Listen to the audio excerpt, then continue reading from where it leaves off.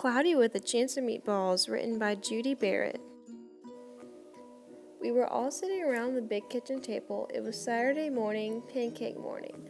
Mom was squeezing oranges for juice. Henry and I were betting on how many pancakes we could each eat, and Grandpa was doing the flipping. Seconds later, something flew through the air, headed towards the kitchen ceiling, and landed right on Henry.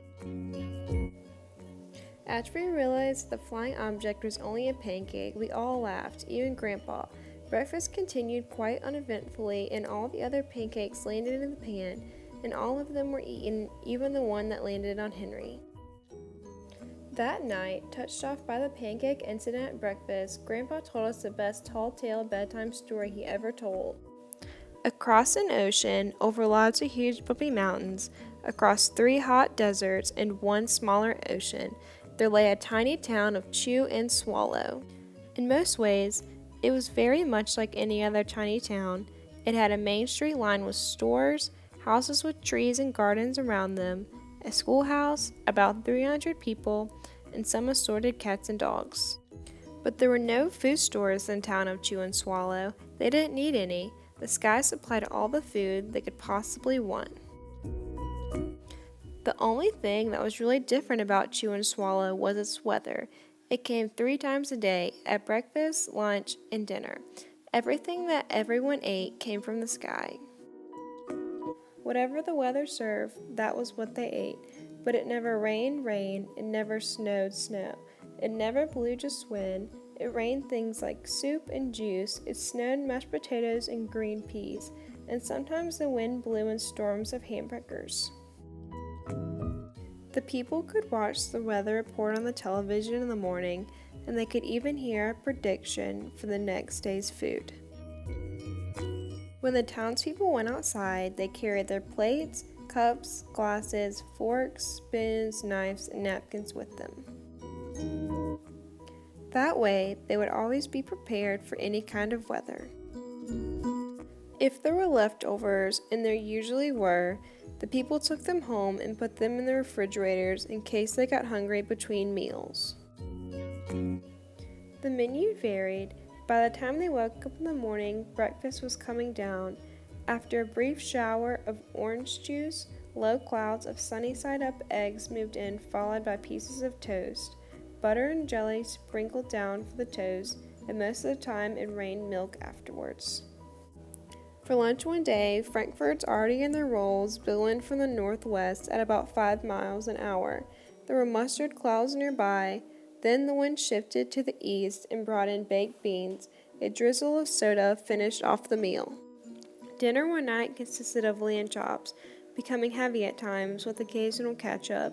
Periods of peas and baked potatoes were followed by a gradual clearing with the wonderful jello setting in the west. The sanitation department of Chew and Swallow had a rather unusual job for a sanitation department. It had to remove the food that fell on the houses and sidewalks and lawns.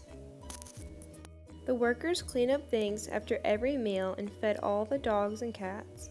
Then they emptied some of it into the surrounding oceans for the fish and turtles and whales to eat.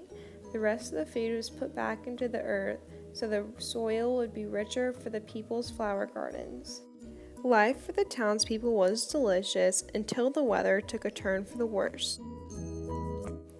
One day there was nothing but Gonzala cheese all day long. The next day there was only broccoli all overcooked. And the next day there were Brussels sprouts and peanut butter with mayonnaise. Another day there was a pea soup fog. No one could see where they were going, and they could barely find the rest of the meal that got stuck in the fog. The food was getting larger and larger, and so were the portions. The people were getting frightened. Violent storms blew up frequently. Awful things were happening. One Tuesday, there was a hurricane of bread and rolls all day long and into the night. There were soft rolls and hard rolls, some with seeds and some without. There was white bread and rye and whole wheat toast. Most of it was larger than they had ever seen bread and rolls before. It was a terrible day. Everyone had to stay indoors. Roofs were damaged, and the sanitation department was beside itself. The mess took the workers 4 days to clean up, and the sea was full of floating rolls. To help out, the people piled up as much bread as they could in their backyards. The birds picked at it a bit, but it just stayed there and got staler and staler.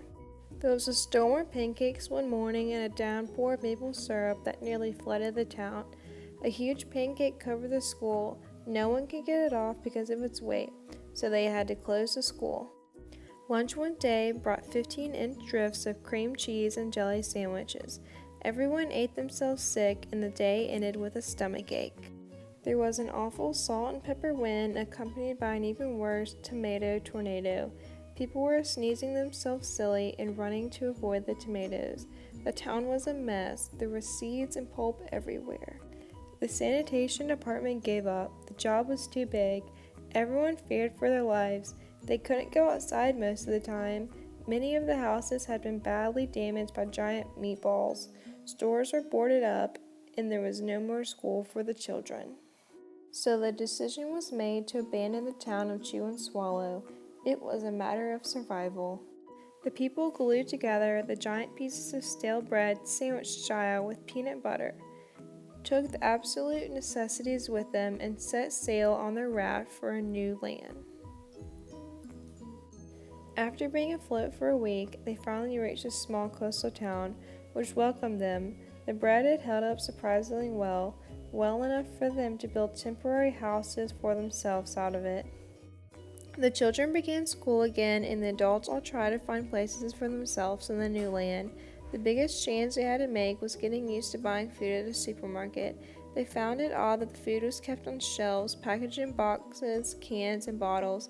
Meat that had to be cooked was kept in large refrigerators. Nothing came down from the sky except rain and snow. The clouds above their heads were not made of fried eggs. No one ever got hit by a hamburger again. Nobody dared to go back to Chew and Swallow and find out what happened to it. They were too afraid. Henry and I were awake until the very end of Grandpa's story. I remember his goodnight kiss. The next morning, we woke up to see snow falling outside our window. We ran downstairs for breakfast and ate it a little faster than usual so we could go sledding with Grandpa. It's funny, but even as we were sliding down the hill, we thought we saw a giant pat of butter at the top, and we could almost smell mashed potatoes.